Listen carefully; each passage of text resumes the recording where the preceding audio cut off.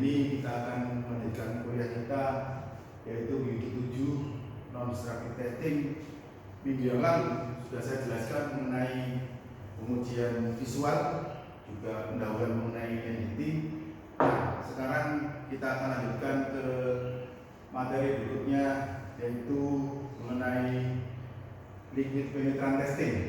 Ya, oke. Jadi beberapa metode entity yang sebelumnya sudah saya jelaskan, mereka memiliki karakteristik yang berbeda dalam hal mendeteksi lokasi discontinuity. Jadi berdasarkan pada lokasi discontinuity, maka discontinuity dapat berlokasi di surface, kemudian di subsurface atau di bawah surface, dan juga di internal. Oke. Pengujian visual seperti yang sudah saya jelaskan minggu lalu hanya dapat digunakan pada atau untuk mencari discontinuity yang lokasinya di surface. Nah, kemudian karena keterbatasan dari pengujian visual, yaitu tidak mampu mendeteksi discontinuity yang lokasinya di permukaan dan bentuknya sangat kecil, maka diperlukan alat bantu lainnya, yaitu pengujian penetrant testing. Oke. Minggu depan akan dijelaskan mengenai metode NDT yang dapat digunakan untuk mendeteksi discontinuitas di subsurface, yaitu magnetic particle testing. Sedangkan internal dapat dideteksi menggunakan teknik atau metode pengujian ultrasonic testing dan radiografi testing. Di samping itu, sebagai tambahan untuk pemeriksaan visual, kita dapat menggunakan metode lainnya, yaitu EDI testing. Oke. Jadi pengujian cairan penetran yang ada di sini merupakan suatu metode pengujian yang simpel, yang sederhana, dan banyak digunakan pada berbagai macam material yang sifatnya tidak berpori dan tidak menyerap cairan. Tidak berpori dan tidak menyerap cairan. Ini adalah karakteristik utama dari material yang dapat diperiksa menggunakan pengujian cairan penetran, ya, tidak berpori dan tidak menyerap cairan. Jadi misalkan kita mau memeriksa karet atau memeriksa plastik, maka pengujian tadi dapat dilakukan di material tadi asalkan tidak berpori dan tidak menyerap cairan. Nah, di gambar ini kalian bisa melihat bahwa indikasi cairan penetran pada dasarnya ada dua, yaitu indikasi visible yang kelihatan sebagai warna merah di depan atau dengan background warna putih, dan warna fluoresan yaitu warna yang seperti ini hijau dengan background yang gelap. Nah, nanti akan saya jelaskan mengenai jenis pewarna yang digunakan atau dye yang digunakan dalam pengujian cairan penetran. Nah, ini adalah kegunaan dari pengujian penetran, yaitu yang pertama adalah hanya bisa mendeteksi diskontinuitas yang lokasinya di permukaan, dan diskontinuitas tersebut hanya dapat terdeteksi apabila mereka membuka ke permukaan. Jadi apabila di permukaan ada crack atau ada gaspor yang membuka ke permukaan seperti ini, maka indikasi tadi diskontinuitas tadi bisa dideteksi menggunakan cairan penetran. Sebaliknya, kalau ada diskontinuitas yang lokasinya di bawah permukaan begini dan tidak membuka permukaan, maka diskontinuitas ini tidak akan bisa terdeteksi menggunakan cairan penetran. Oleh karena itu dinyatakan di sini bahwa pengujian penetran hanya dipakai untuk mendeteksi surface breathing defect only. Oke. Yang kedua adalah pengujian cairan penetran ini menggunakan prinsip gaya kapiler. Gaya kapiler adalah gaya di mana cairan itu dapat memasuki suatu celah tanpa dipengaruhi oleh gravitasi. Contoh, misalkan kalian punya lilin, kemudian kalian nyalakan sumbunya dengan api, maka lilin yang cair di bawah sumbu itu akan bisa mengalir ke atas karena adanya gaya kapiler. Oleh karena itu, cairan penetran ini bisa bekerja di permukaan material, dia bisa masuk ke dalam celah, masuk ke dalam rongga karena adanya gaya kapiler. Dan pengujian ini dapat dilakukan pada posisi overhead tanpa dipengaruhi oleh gravitasi dan hasilnya masih bisa dipertanggungjawabkan. Kemudian tadi sudah saya jelaskan bahwa keterbatasan hanya dapat dipakai pada material yang tidak berpori dan tidak punya cairan. Lalu kemudian pewarnanya ada dua jenis. Yang pertama adalah pewarna atau dye. Jadi pewarna itu istilahnya adalah dye. Dye itu warna. Jadi dye itu dibagi menjadi dua, yaitu yang visible atau color contrast, nama lainnya ya, color contrast. Kemudian yang kedua adalah yang fluorescent ya, atau nama lainnya adalah brightness contrast. Brightness contrast. Nah, kemudian yang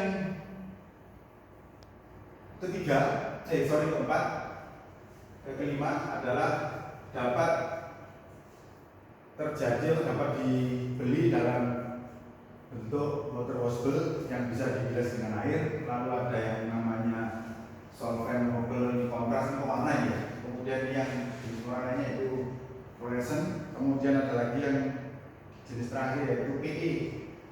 Nanti akan saya jelaskan bermacam-macam jenis pembersihan ini. Oke. Jadi ini adalah prinsip dari pengujian penetran, di mana cairan penetran yang diberi warna, aslinya cairan penetran itu adalah oil atau minyak yang tidak ada warnanya. Kemudian Anda bisa dilihat dengan mata kita, maka cairan tadi diberi warna, yaitu bisa pewarna visible yang warnanya merah, dan juga bisa fluorescent yang warnanya hijau atau hijau kuning-kuningan yang hanya bisa dilihat di bawah lampu UVA atau cahaya ultraviolet. Nah, di sini cairan penetran masuk ke dalam celah menggunakan prinsip gaya kapiler, di mana gaya kapiler akan membantu masuknya cairan penetran ke dalam celah. Setelah itu, cairan penetran di permukaan benda dibersihkan dengan lap. Kalau kita menggunakan teknik solvent removal, kalau kita menggunakan teknik water washable, maka sisa penetran di permukaan dibersihkan dengan menggunakan semprotan air. Nanti kalian praktek akan menggunakan yang solvent removal aja, tanpa menggunakan water washable atau post emulsifiable. Setelah cairan penetran di permukaan ini dibersihkan dengan lap, maka selanjutnya adalah serbu developer.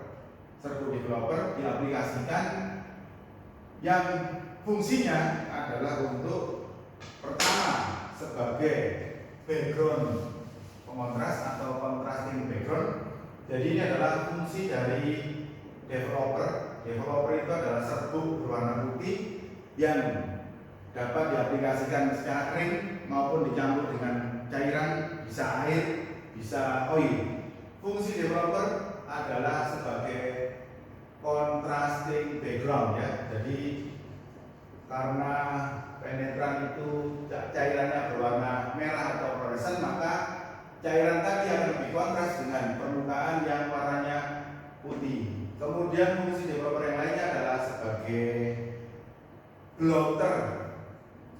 Blotter ini ya istilahnya adalah penyerap, yaitu menyerap cairan penetran dari dalam celah supaya dia bisa keluar ke permukaan. Jadi nanti cairan penetran di dalam celah ini akan diserap oleh developer di sini dan muncul sebagai indikasi. Baru kemudian kita lakukan pemeriksaan secara visual. Nah, ini adalah gambar langkah-langkah dari pengujian cairan penetran. Yang pertama adalah permukaan harus dibersihkan terlebih dahulu. Jadi semua kotoran di permukaan, baik itu cat, baik itu oksida, karat, gemuk, karat, ras, ya, skill kerak, kemudian air itu harus dibersihkan. Kalau kita menggunakan SR, solvent removal, harus dibersihkan. Kemudian dibiarkan kering terlebih dahulu. Ya, kita bisa juga melakukan pembersihan dengan deterjen dan air. Setelah itu baru kemudian step kedua, cairan penetran diaplikasikan ke permukaan yang diuji. Aplikasi bisa dilakukan memakai kuas seperti ini, atau dengan cara menyemprot langsung cairan penetran ke dalam dari dalam kaleng semprot bertekanan ini ke permukaan benda yang diuji. Kemudian cara lainnya adalah dengan cara menuangkan cairan penetran dan memasukkan benda yang mau diuji kalau ukurannya kecil-kecil ke dalam bak, lalu bak tadi dicelupkan ke dalam, jadi benda yang kecil-kecil tadi dimasukkan dalam keranjang, keranjang tadi kemudian dicelupkan dalam bak yang isinya cairan penetran. Nah, cara seperti itu dinamakan sebagai immersion atau dipping, ya. Jadi dipping atau immersion atau pencelupan begitu. Nah, kemudian setelah penetran diaplikasikan dan dibiarkan selama beberapa waktu di permukaan, yaitu istilahnya adalah dwell time atau penetration time, ya. Jadi penetration time itu adalah jangka waktu di mana cairan penetran itu berada di permukaan benda. Nah, setelah dwell time atau penetration time tercapai, maka permukaan penetran di permukaan dibersihkan dengan menggunakan lap. Kalau kita menggunakan penetran yang jenisnya solvent removable. Kalau kita menggunakan penetran yang jenisnya water washable, maka pembersihan penetran di permukaan itu dilakukan dengan penyemprotan pakai air bersih. Dan kalau kita menggunakan penetran yang jenisnya post emulsifiable, maka sebelum cairan penetran di permukaan dibersihkan pakai air, maka deterjen atau emulsifier harus diaplikasikan dulu ke permukaan benda yang diuji. Supaya apa? Supaya minyak itu bereaksi dengan deterjen dan selanjutnya dapat dibilas dengan air bersih. Oke. Kemudian setelah itu benda permukaannya dikeringkan dan developer diaplikasikan. Ya. Jadi developer itu ada yang jenisnya dry, serbuk, ada yang dicampur dengan air, dan ada yang dicampur dengan oil. Kan itu. Oil yang mudah menguap. Jadi di sini saya tuliskan beberapa jenis developer. Jadi developer itu jenisnya bisa dry, ini berupa serbuk, ya. Kemudian di sini ada wet. Wet itu adalah serbuk ditambah water atau serbuk ditambah air. Oil, ya. Oil atau minyak yang mudah muap. Serbuk ditambah water ada dua jenis, yaitu yang larut di dalam air, ya, serbuknya itu larut dalam air, istilahnya adalah water soluble. Sedangkan yang serbuknya mengendap di dalam air namanya adalah water suspendible. Oleh karena itu kalau serbuk developer dicampur dengan air dan mengendap di dalam bak, maka bak tadi harus selalu diaduk menggunakan motor listrik supaya serbuk developer tidak mengendap di bagian dasarnya. Sedangkan soluble itu tidak perlu diaduk karena tidak ada endapan di bagian dasar bak yang isinya developer plus water. Oke. Nah, kalau kita menggunakan solvent removable, biasanya developer itu diaplikasikan secara langsung disemprot dari kaleng, ya, disemprot dari dalam kaleng ke permukaan dan diuji. Lalu dia menyerap cairan penetran yang ada di dalam celah dan menghasilkan indikasi di permukaan yang nanti akan kita lakukan interpretasi dan evaluasi. Setelah kita lakukan recording dan kita lakukan evaluasi, maka permukaan yang diuji harus dibersihkan. Karena kalau tidak dibersihkan, maka cairan penetran itu akan mengganggu benda yang diuji. Oke.